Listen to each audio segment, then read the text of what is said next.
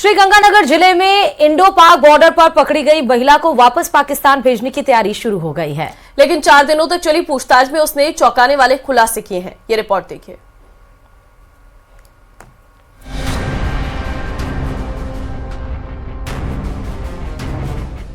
पाक महिला से एजेंसियों की पूछताछ हुई पूरी। हुमारा से पूछताछ में खुले चौंकाने वाले राज। 9 मजहबों और 3000 जातियों में बटा हिंदुस्तान सबको समान आसमान देता है।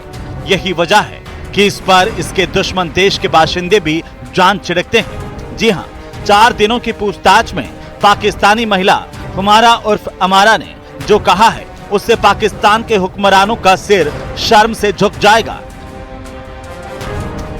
हर हिंदुस्तानी का चेहरा गर्व से दमक उठेगा। पूछताछ में हुमारा ने बताया कि उसने घरेलू प्रताड़ना से बचने और भारत में महिलाओं की बेहतर स्थिति को देखते हुए भारत को चुना। पति से और ससुराल वालों से काफी परेशान थी। काफी दिन से ये कोशिश कर रही थी कि पाकिस्तान छोड़कर के दूसरे देश जाए और बेसिकली पाकिस्तान में भी उसको असुरक्षित, असहज महसूस हो रहा था।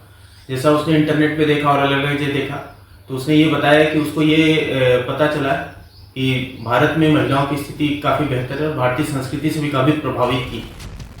घरेलू हिंसा से परेशान होकर हुमारा अरब देशों में शरण लेने की फिराक में थी, लेकिन उसके पति ने कागजात नहीं दिए, जिस वजह से उसे वीजा नहीं मिल सका।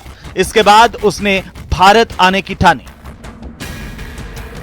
करीब 1 महीने पहले कश्मीर के रास्ते भारत में अवैध रूप से घुसने का प्रयास किया, लेकिन वहां पर फायरिंग के डर के चलते वापस लौट गई। इसने पहले भी कोशिश की थी, पहले कश्मीर बॉर्डर की तरफ गई, परंतु उसे ये डर लगा कि कहीं फायरिंग नहीं हो जाए। इस बार भी जो बॉर्डर पे आई थी तो ये एक बार तो डर गई थी, परंतु फिर इसको जब ले आया गया, जैसे की गई तो ये तथ्य सामने आया। आपको बता दें कि 17 मार्च को श्रीगंगानगर के विजेता पोस्ट से पाकिस्तानी महिला भारत में दाखिल हुई। बलूच जाति की हुमारा जब भारतीय सीमा में दाखिल हो रही थी तब बीएसएफ ने उसे वापस लौटने के लिए कहा, लेकिन वह नहीं मानी और भारतीय सीमा में दाखिल हो गई। इस पर बीएसएफ ने उसे पकड़कर पुलिस को सौंप दिया, जहां सुरक्षा एजेंसियों ने उससे पूछताछ की। जेआईसी पूछताछ पूरी होने के बाद उसे पाकिस्तान भेजने का फैसला किया गया है। 4 दिनों की जेआईसी के बाद सुरक्षा एजेंसियों के द्वारा पाकिस्तानी महिला हुमारा उर्फ अमारा को वापस पाकिस्तान भेजने का फैसला किया गया है, जिसके बाद अब सीमा सुरक्षा बल पाकिस्तानी ऑफिशियल से संपर्क कर जल्द से जल्द पाकिस्तानी महिला हुमारा उर्फ अमारा को पाकिस्तान प्रशासन के सुपुर्द करेगा। अशोक शर्मा, न्यूज़ 18 श्रीगंगानगर।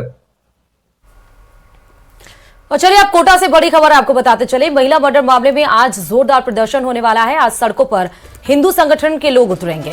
श्रद्धांजलि सभा के बाद किया जाएगा विरोध प्रदर्शन। बालिका को लव जिहाद से बचाने विरोध करने पर हत्या का आरोप। धरना प्रदर्शन को देखते हुए अलर्ट हुआ पुलिस प्रशासन। 2 दिन पहले की थी दलित हिंदू विधवा महिला की हत्या।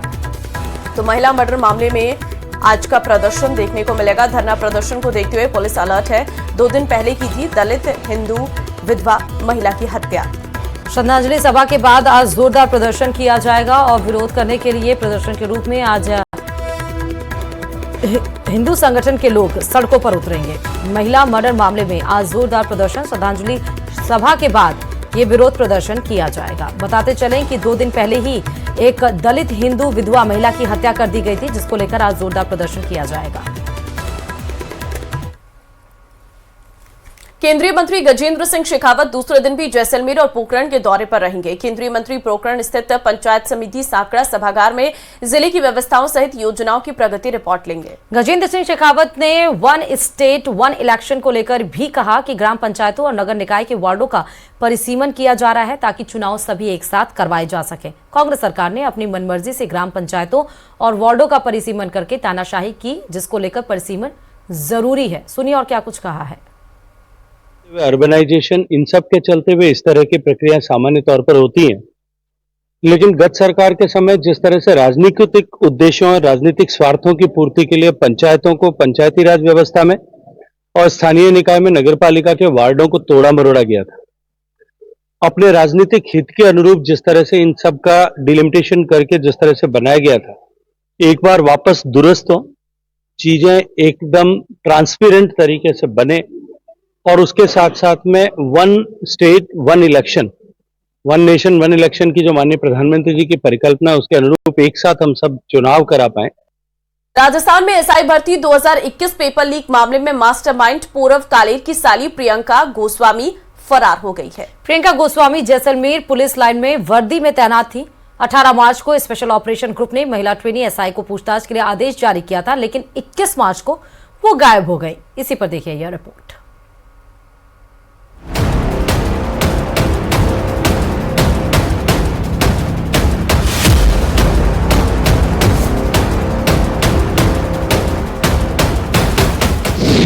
एसआई भर्ती 2021 पेपर लीक मामला, मास्टरमाइंड पौरव कालेर की साली फरार, जैसलमेर पुलिस लाइन में थी तैनात, कई और ट्रेनी एसआई रडार पर।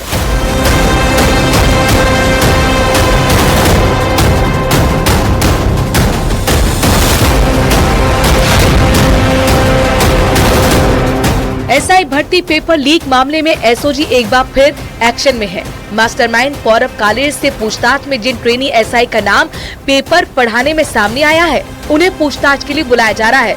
उनमें से एक है मुख्य आरोपी पौरव कालेर की साली प्रियंका गोस्वामी, जिसे एसओजी की तरफ से 18 मार्च को पूछताछ के लिए आदेश जारी किया गया था, लेकिन वो अब गायब हो गई है।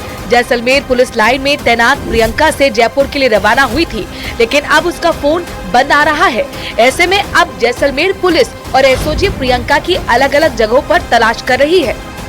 2021 बैच की उप निरीक्षक प्रियंका गोस्वामी के अचानक गायब होने से जैसलमेर में चर्चाओं का बाजार गर्म हो गया है।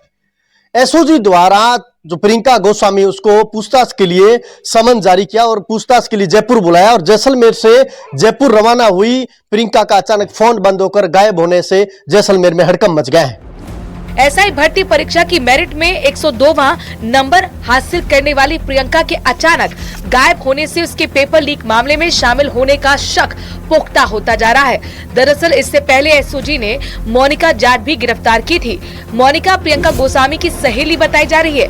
इतना ही नहीं, पेपर लीक के मास्टरमाइंड पौरव कालेर ने भी पूछताछ में प्रियंका की सहेली मोनिका को पेपर पढ़ाने की बात कबूल की थी। नकल कर पास हुए ट्रेनी एसआई के खिलाफ एसओजी का एक्शन जारी है। अब भी करीब 10 से ज्यादा ट्रेनी एसआई एसओजी की रडार पर हैं, जिनसे एक एक कर पूछताछ की जाएगी। दरअसल अलग अलग जगहों से मिल रही शिकायतों के बाद एसओजी की टीम शिकायत का सत्यापन कर ट्रेनी एसआई से पूछताछ करती है। पूछताछ में सहयोग करने के लिए एसओजी ऑफिस बुलाती है। आपको बता दें कि नकल गिरोह के सरगना पौरव कालेर की गिरफ्तारी के बाद ट्रेनी एसआई मोनिका जाट भी आरपीए जयपुर से फरार हो गई थी। एसआई भर्ती परीक्षा 2021 को 859 पदों के लिए आयोजित किया गया था, जिसमें से 7,97,000 लोगों ने आवेदन किया। 13 सितंबर से 15 सितंबर 2021 तक लिखित परीक्षा आयोजित हुई, लेकिन परीक्षा में 3,80,000 अभ्यर्थी शामिल हुए। 24 दिसंबर 2021 को परीक्षा का नतीजा जारी हुआ।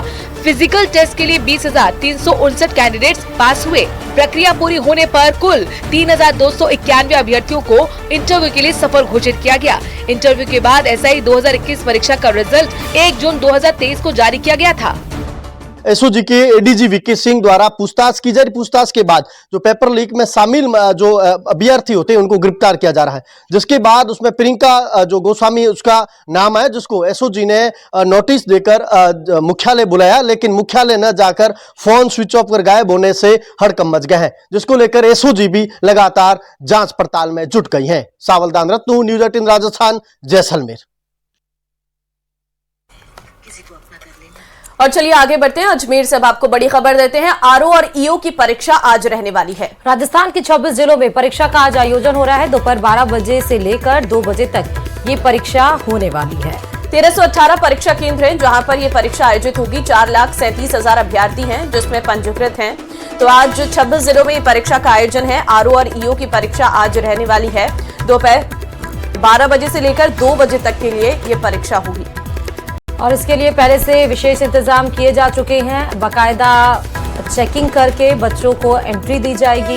परीक्षा सेंटर पर 12 बजे से शुरू है, इसलिए 1 घंटे पहले पहुंचना होगा। एडमिट कार्ड, अपने सारे डॉक्यूमेंट्स को लेकर पहुंचना होगा और गहन चेकिंग के बाद ही अभ्यर्थियों को एंट्री दी जाएगी ताकि किसी भी तरीके से परीक्षा के दरमियान कोई अड़चन ना हो। अजमेर से इस वक्त की बड़ी खबर आपको बता रहे हैं। राजस्थान के 26 जिलों में आज परीक्षा का आयोजन होना है।